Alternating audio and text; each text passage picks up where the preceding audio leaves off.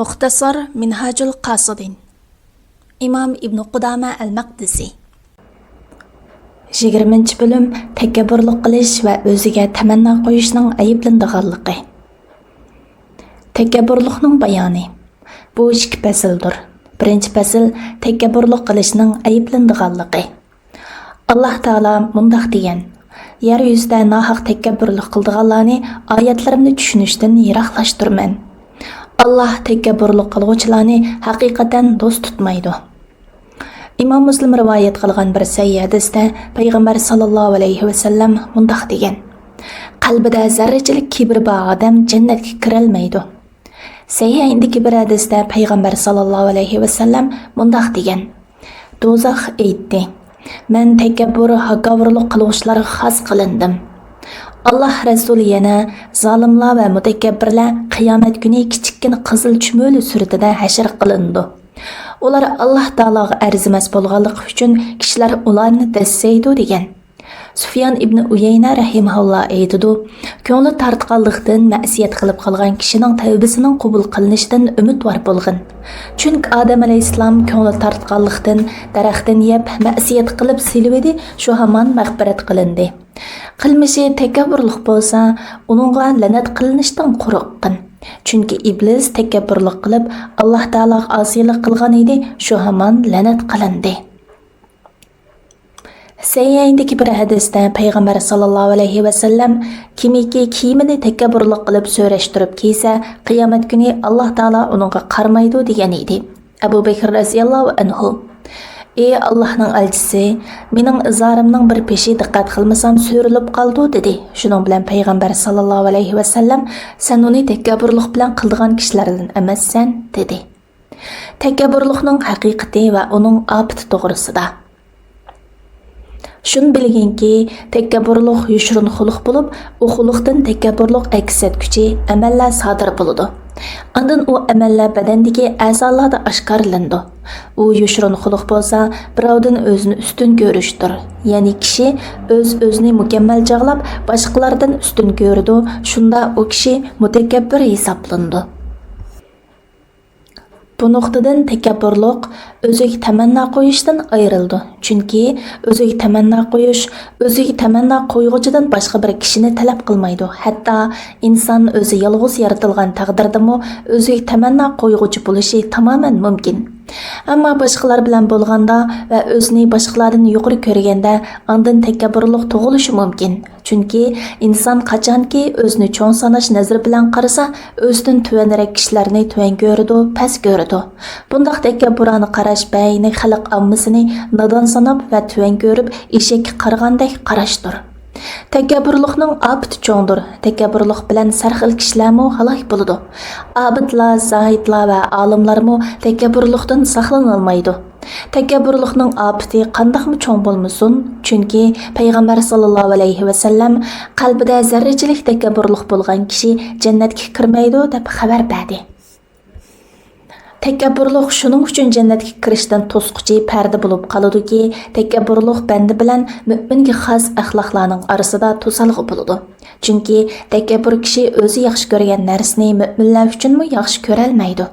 Natijada kamtar bo'lishga, hasad, adovat va g'azablanishni tashlashga, ochiqni yutishga va nasihatni qabul qilishga qodir bo'la olmaydi. Kishilarni past ko'rish va g'ayvat qilishdan saqlana olmaydi. Ayib ko'riladigan barcha xuluqlarni majburiy qiladi. Takabburlik turlarining eng yomonlaridan biri boshqalarning ilmidan foyda olish, haqni qabul qilish va haqqa bo'ysunishdan to'sadigan takabburlikdir. Ba'zida takabbur kishi ilm ma'rifatga erishadi, lekin nafsi haqqa bo'ysunishga itoat qilmaydi. Xuddi Alloh taolaning Qur'on Karimda deganidek, ular u oyatlarni ichida e'tirof qildi, lekin ular uni zulm va takabburlik qilish yuzidan inkor qildi. Buzg'unchilarning oqibatining qandoq bo'lganligi qarg'in. Ular bizga o'xshash ikki oddiy insonga iymon aytamdiq, holbuki ularning qavmi bizning qulga o'xshash xizmatchilarimizdir deyishdi. Ular sizlar faqat bizga o'xshash inson dedi. Buning o'xshash oyatlar ko'pdir. Mana bu Alloh va Allohning rasuliga qarshi takabburlik qilganlikdir. Bandalarga takabburlik qilishning ularni tuvan ko'rish va o'zini ulardan cho'ng tutish ekanligi ilgari so'zlandi. İblisning Adam alayhissalomga qarata cho'ngchilik qilishi uni Alloh taolaning odamga sajda qilishdan iborat buyrug'i bo'ysunmaslikqa ilib borgandek, bu xil takabburlik ham insonni Alloh taolaning buyrug'iga cho'ngchilik qilishga ilib bordi. Payg'ambar sallallohu alayhi va sallam takabburlikni tushuntirib, takabburlik degan haqiqatni bilib turib inkor qilish va boshqalarni tuvan ko'rishdir degan. Ya'ni kishilarni ko'zga ilmaslik va ularni mansitmaslikdir. Olimlar va obidlarning takabburlik ofati haqidagi darajalari. Shuni yaxshi bilingki, olimlar va obidlarning cho'ngchilik qilishining ofati bir necha daraja bo'ladi. Birinchi daraja olim va ya obid bir kishining qalbida takabburlik yerlashgan bo'ladi.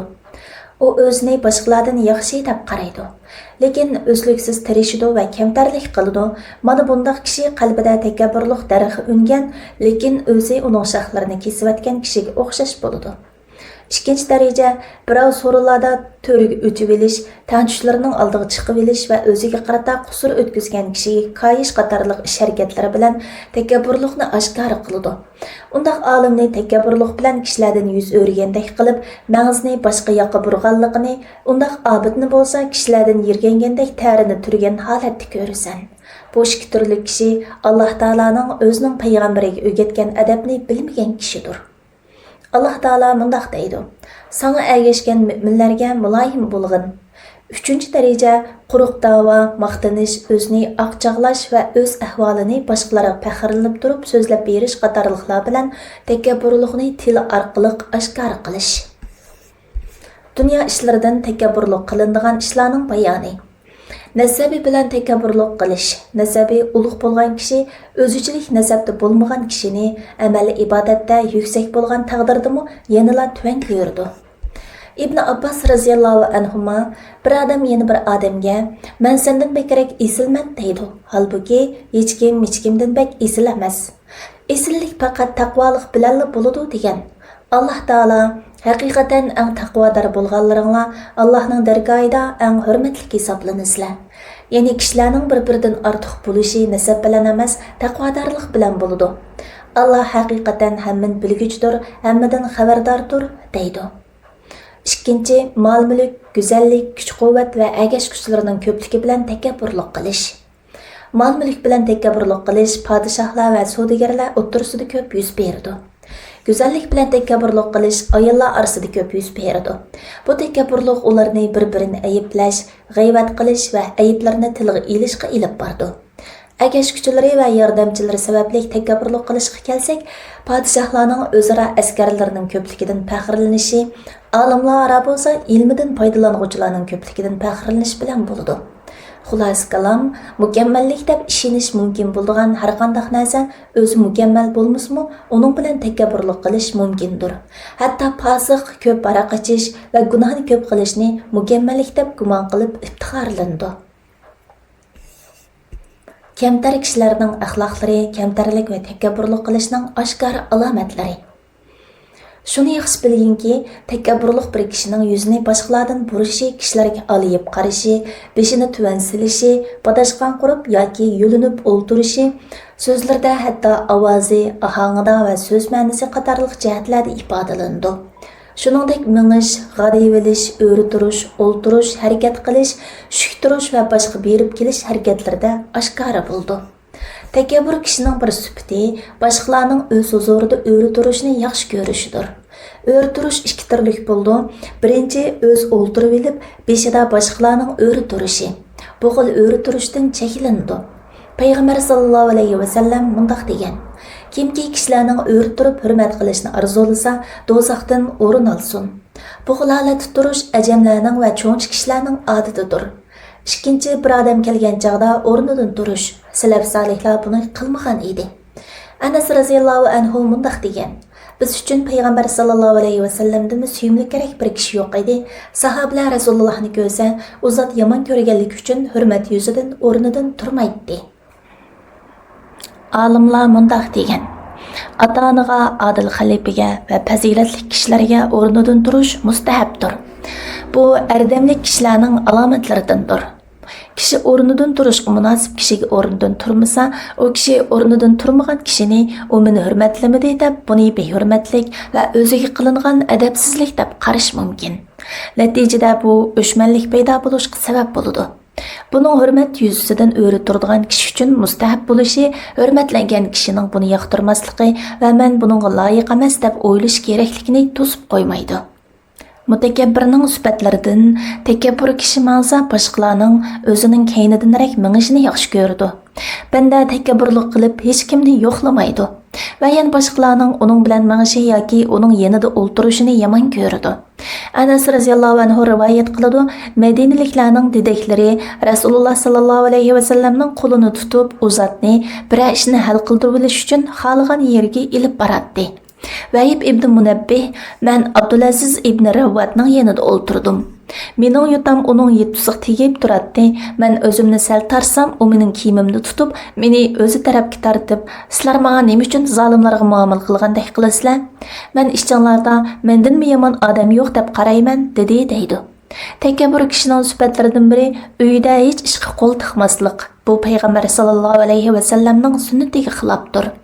Takabbur kishining sifatlaridan yana biri o'z narsa keraklarini bozordan uyga ko'tarib ilib kelmaslik. Rasululloh sallallohu alayhi va sallam bir narsani setib olib, uni o'zi ko'tarib ilib kelgan. Abu Bakr radhiyallohu anhu rahlarni bozorga olib tijorat qiladi. Umar radhiyallohu anhu go'sht setib olib, uyga ilib kelib, o'z qo'li bilan esib qo'ygan edi. Ali radhiyallohu anhu xurma setib olib, uni bir bog'chada ko'tarib ilib mangan edi. Bir kishi, "Men ko'taraymi?" deganda, u "Yo'q, buni ko'tarishga buni yeydigan balalarning dadasi eng loyiq" dedi. Abu Hurayra radhiyallohu anhu bir kuni bozordan bir bog'lam o'tin ko'tarib kelgan edi. Abu Hurayra shu kunlarda xalifa Marvonning valisi bo'lib, uni bir odamga "Po'sh-po'sh amriga yo'l bering" degan edi. Kimki takabburlikni yo'qotmoqchi va kamtar bo'lmoqchi bo'lsa, Nabiy sallallohu alayhi va sallamning ish izlarini ulga olsin. Bu haqda tirikchilik adablari degan temada ishorat qilindi. Takabburlikning davosi va kamtarlikka erishishning bayoni. Shuni bilginki, mutakabbirlik halok qiluvchi ishlardan biridir. Takabburlikni davolash farz ayindir va uni davolashda sana 2 marta bor. Birinchi, takabburlikni tub yiltizdan quritish. Bu insonning o'zini va Parvardigorini tunish bilan bo'ladi. İnsan o'zini haqiqiy ravishda tunisa, o'zining har qanday har maxluqdan mubak xarish ekanligini biladi. Uning yo'qlikdan bar bo'lishda azaldan tuproq, ondan ma'ni, ondan laxtiqan, ondan bir parcha go'sht bo'lib, anglamaydigan, ko'rmaydigan, his qilmaydigan va harakatlanmaydigan jonsiz bir narsa holatidan tilga ilindigan bir narsaga aylanganligini. Hayotlikdan oldin o'limning, kuchtingirlikdan avval ojizlikning va bayoshatlikdan burun namratlikning boshlanganligini bilishi kifoya qiladi. Allah Taala buningga o'zining bu so'z bilan ishorat qilgan. Allah uni nimadan yaratdi? Allah uni obi ma'nidan yaratdi. U to'liq yaratilib bo'lguncha Allah uni bir qancha bosqichlarga bo'lib paydin-pay yaratdi. Ondan uningga mangar yo'lini osonlashtirib berdi. Va shuning uchun uni biz anglaydigan, ko'radigan qilib yaratdik degan. Ondan Allah Taala insonni o'liklik holatidan tirildirdi, uning suratini eng chiroyli qildi, uni dunyoga chiqardi, uni yemak berib to'yg'izdi, ichmak berib qondirdi, uningga kiyim berdi, hidoyat qildi va kuchlantirdi. Asli bu turib inson qaysi yuz bilan takabburlik qila va maqtana? Agar inson dunyoda o'z xohish bo'yicha yashasa edi, u albatta haddidan oshadi. Balki uni bir-biriga zid xilatlar, qo'rqinchli kasallar chirmagan navqironlikqa yetganda ushtumtut ojizlashib yiqilgan bo'ladi. İnsan o'ziga foyda yetkazadigan hech narsaga ega bo'la olmaydi. Bir narsani yodga olsa, uni unutib qoladi. Nimani lazzatli his qilsa, u narsa uni halok qildi. Nimani talab qilsa, uningga erisha olmaydi. Ondan u bemahal o'limdan amin bo'la olmaydi. Bu uning o'tir holatidir. Oldida so'zlangan bo'lsa, uning dastlabdagi holatidir. Uning oxirgi holatiga kelsak, o'lim uni ilgirki jonsiz holatiga qaytirdi. Ondan uni tuproqqa tashlab sissiq topqa aylandi. Uning a'zolari chiriydi, so'ngaklari buziladi, tenini qurtlar yeydi va so'ngaklari sapal qachilar yasildigan kesak xish qo'yilib, binolar silindigan tuproqqa aylanadi. Chirib uzun muddatdan keyin uning tarqalib ketgan a'zolari to'planadi. U inson tirilib mahshar maydoniga hozir bo'ladi. O'zgartirilgan zaminlarni, sayr qildirilgan tog'larni, yerilgan osmonni, to'kilgan yulduzlarni, nuri uchirilgan quyoshni, zulmat qorong'ulikni, do'zaxning noli faryodini va yig'ilgan amal daftarlarini ko'rdi. Onunğa namı əmalını oqığın, bugün özünge, yani bu qılmışlarınğa özün guvoh buluşun yeterlikdir, deyildi. O insan bu nemi kitap deydi. Onunğa sen xoşal bolğan, nimetler bilen tekabburluk qılğan hayatında az bolsun, köp bolsun, sen sözlügen ve əməl qılğan nərslərini, yegen içkinini, olturup qopqununu yazdıgan iki perişte sana muakkal qılınğan idi. Sen o əməllərini unuttun, Allah Taala onu hesablap qoyğandır. Şu qılğan əməllərinə hesab beriş üçün kelgin və onunğa cavab təyyar qılğın. Əgər cavab berəlməsən, dozaq qayıdılsan deyildi. Şunun üçün bu əhvaldakı insan təkəbbürlük qılmaydı. Əgər o insan dozaqqa kirsə, hayvanlarmı onundan yaxşıрақ haldadır. Çünki hayvanlar tuproqqa aylanıb ketidi. Mana şu əhvaldakı və xatalıqlarını Allah Taala'nın əfu qilish qılmaslıqdan dərgüman insan qandaqmı təkəbbürlük qılsın? Kimmi azabqa tartıldıgan günahdan salamat qalalısın? Mutakabbirning misoli padişah qarshi bir jinoyat o'tkazib, ming qamchi jazoga buyurilib, zindonda jazolanishni kutib turayotgan odamga o'xshaydi. Ming qamchi urilishni kutayotgan odamni zindondagilarga takabburlik qiladi deb qaramsan, demak dunyo zindondan iboratdir. Gunoh ma'siyat qilganlar azoblanishga loyiqdir. Parvardigorini tunishda, Parvardigorining qudrat alomatlariga va ajoyib yaratilishlariga qarasili kifoya. Bu qarash orqali uningga Alloh taolaning kattaligi va Alloh taolani haqiqiy ravishda tunish oshkora bo'ladi.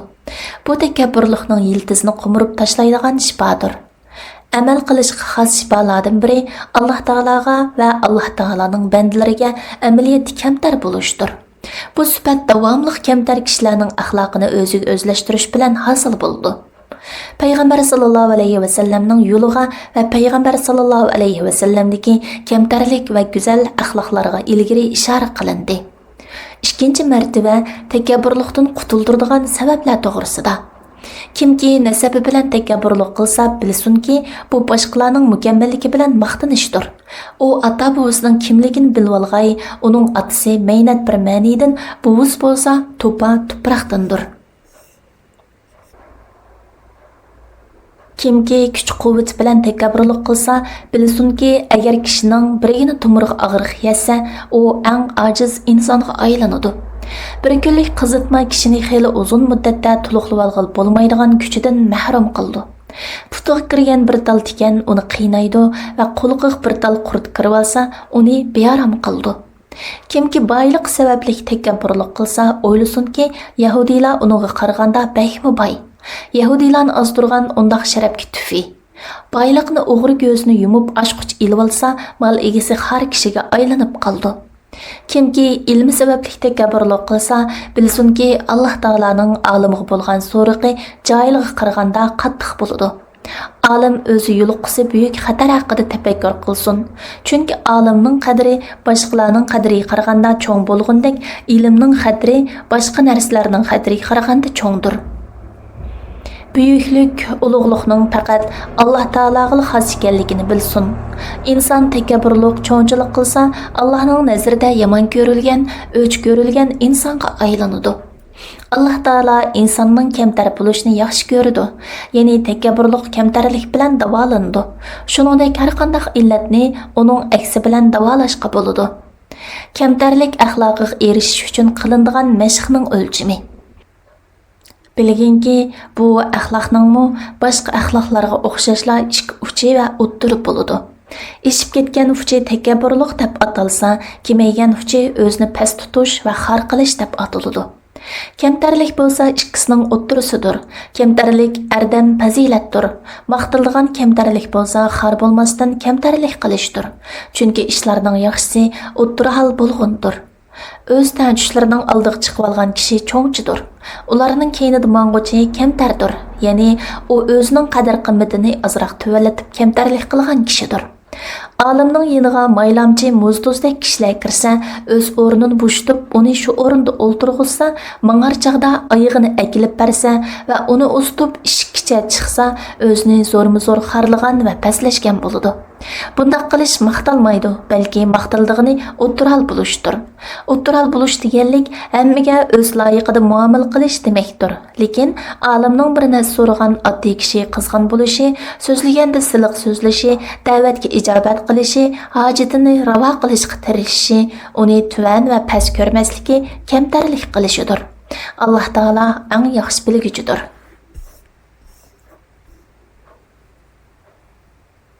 İkinci fasl o'ziga tamanno qo'yish. Abu Hurayra radhiyallohu anhu rivoyat qiladi-ki, payg'ambar sallallohu alayhi va sallam mundaq degan: Bir odam bir qur to'nini kiyib takabburlik bilan ko'ranglab ketayotganda Alloh uni yerga yutqizayotgan bo'lib, u toki qiyomat kunigacha yer ostiga to'xtamay cho'kib turdi. Payg'ambar sallallohu alayhi va sallam yana mundaq degan: Halokatga tashlag'uvchi 3 turli qilmish bor. Bular itoat qilinadigan bexillik, havo havasga berilish va har kim o'zini qaltis chaqlash qatorliqlar.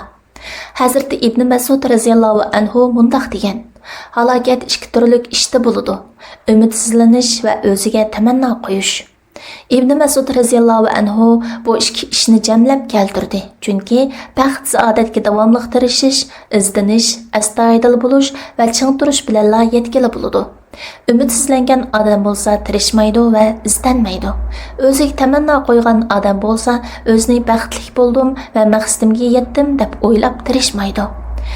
Mutarrif rahimahullah, mening kechis uxlab qilib pushaymonlikda taat qo'zishim men uchun kechis qiyomda turib o'zimga tamanno qo'ygan holda taat qo'zg'adimdan yaxshidir degan. O'ziga tamanno qo'yishning ofati. Shuni bilginki, o'ziga tamanno qo'yish takabburlikni keltirib chiqardi. Chunki u dal takabburlikning bir sababidir. Demak, o'ziga tamanno qo'yish takabburlikni tug'dirdi. Takabburlik texmi ko'p ofatlarni tug'dirdi. Bu kishilar bilan bo'lganda o'ziga tamanno qo'yishdir. Alloh taolo bilan bo'lganda o'ziga tamanno qo'yish bo'lsa, taat ibodatlarini cho'ng sanashdan bo'ladi. Bundaq kishi o'zining ibodati bilan Alloh taologa minnat qilgandek bo'ladi. Halbuki u Alloh taolaning o'zini ne'matlantirib ibodat qilishga muvaffaq qilganligini unutdi. Ibodatni buzgan ofatlarni ko'rmasga soldi. Amallarining qabul bo'lmasligidan qo'rqqan kishilar qilgan amallarini ko'zdan kechirdi. Qilgan amalidan rozi va xursand bo'lgan kishi undaq qilmaydi. O'ziga tamanno qo'yish takomil ilm yoki mukammal amalga nuqson yetkazadi. Uningga qo'shib ishonch bilan Alloh taolo huzurida haqqim bor deb gumon qilishdir. Demak, o'ziga tamanno qo'yish o'zi suyungan narsani cho'ng sanashdan keladi. Bu ishonch mukofot kutishga sabab bo'ldi. Bu bayni qilgan duosining ijobat bo'lishini kutish va uning ijobat bo'lmasligiga ishonmaslikdir. Fasl o'ziga tamanno qo'yishning shifosi. Allah subhanahu va taolo seni yo'qlikdan barliqqa keltirish va amallaringda yo'l ko'rsatish bilan sana inom qilgandir. Shunga amal qilguvchi amali sabablik, olim ilmi, go'zal odam go'zalligi va boylik sabablik o'ziga tamanno qo'yishga hech yo'l yo'q. Chunki bularning hammasi Alloh taolaning insonga ato qilgan fazlidir. Inson bo'lsa Alloh taolaning mo'l ne'matlarining tushish manzilidir. Insonning Alloh taolaning ne'matlarining tushish manzili bo'lishimi boshqa bir ne'matdir. Agar sen ilm mening kuch-quvvatim bilan hosil bo'ldi, ilm mening mavjudligim, amalim, iroda va kuch-quvvatimning bor bo'lishi bilan vujudga kelish mumkin degudek bo'lsang, aytqancha undaqda sening kuch-quvvating qayerdan keldi? Ularning hech biri sendan emas, tamomiy Alloh taolo tarafidan kelgandir. Agar qilgan amal kuch-quvvat bilan bo'lgan bo'lsa, kuch-quvvat shu amalning ochqichidir. Bu ochqish Alloh taolaning ilkididir. Agar sana Alloh taolo kuch-quvvat ochqichini bermasa, sening amal qilishing mumkin bo'lmaydi.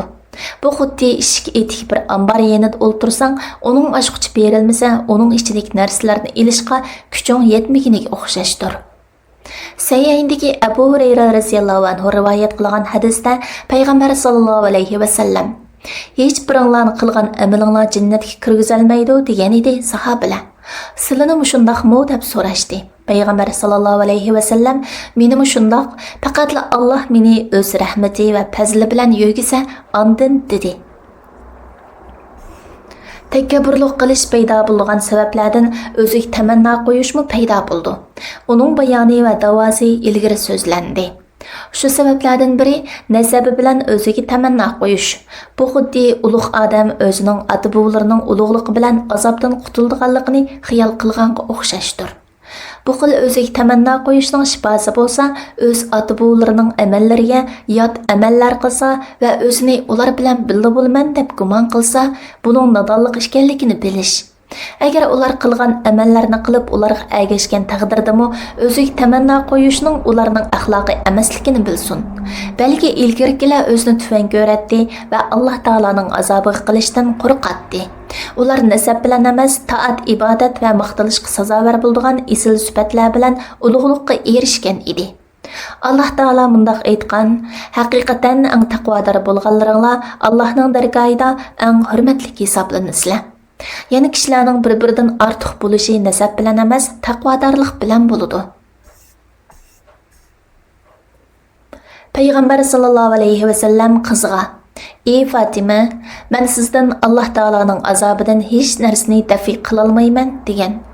Agar esil kishi qiyomat kuni o'ziga yaqin tuqqanlarining shafaat qilishni umid qiladi-ku desang, buning javobi shuki, barliq musulmonlar boshqalarning shafaat qilishini umid qiladi. Ba'zida bir shaxs do'zaxda kuyib bo'lgandan keyin uningga boshqalarning shafaati qabul qilindi. Ba'zida gunoh kuchli kelib qilib, shafaatmi uni do'zaxdan qutuldira olmaydi. Sayyidiki Abu Hurayra radhiyallohu anhuning hadisida Payg'ambar sallallohu alayhi va sallam mundaq degan: "Men hech biringlarning qiyomat kuni bo'ynida bo'zlayotgan to'gi bar holatda tepib qolmag'ayman." Shunda u kishi qutqizg'in ey Rasululloh deydi: "Men sendan hech narsani dafi qilishga qodir bo'lolmayman, men sana yetkizgan edim" deyman. Boshqalarning shafaat qilishiga tayinib bilib, gunoh ma'siyatlarga berilguchi kuyimchan usta tibib tayinib bilib, ko'ngli tortgan narsalarga berildigan kasalga o'xshaydi. Bundaq qilish nodonlikdir, chunki usta tibibning tirishchanligimi hamma kasalga emas, ba'zi kasallarga foyda qildi. Ulug' sahobalarningmi oxiratdan qo'rqadiganligi buni texmi ro'shanlashtirib berdi. Halbuki sahobalarning martabasi bo'lmagan kishilarga qandaqmi tayinib olish to'g'ri bo'lsin? Shu qatoridan o'zining xato ko'z qarashi bilan o'ziga tamanno qo'yish. Alloh taolo bu vaqtda o'zining yomon amali chiroyli ko'rsatilgan, shuning bilan uni chiroyli hisoblagan kishi hidoyat topgan kishi bilan o'xshashmi deydi.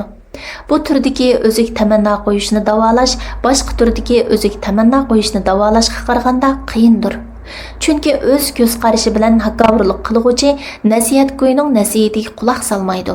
Undaqda o'zi nijotliq deb qaragan narsani u qandaqmi tark etsin? Bu turdagi o'ziga tamanno qo'yishni davolash o'z ko'z qarashini xatomidi deb gumon qilish va ko'z qarash bilan mag'rurlanmaslik bilan bo'ladi.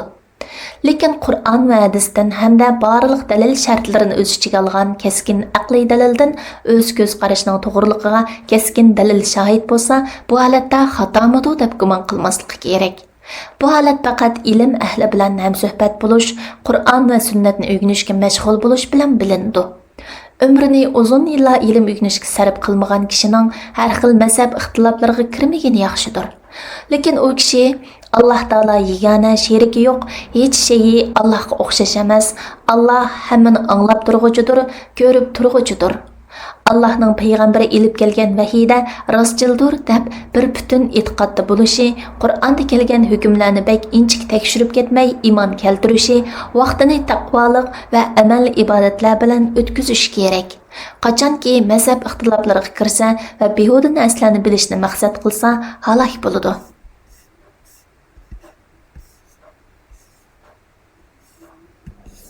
Planlag'uvchi doktor Abdulaziz Rahmatullah. Tarjim qilguvchi Abdullah Abdulmajid. Nashr qilguvchi Sajiya Islom tadqiqot markazi.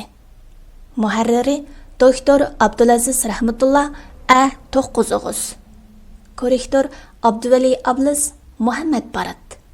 Layihalaguchi A Aqhun. 2024 yili 1-nashri 1-qatim basilishi. İstanbul. Nəşr huquqi sadəcə İslam tədqiqat mərkəziga təvə. Hər qandaq o'rin yoki shaxsning xohlagancha ko'paytib tarqatishiga ruxsat qilinmaydi.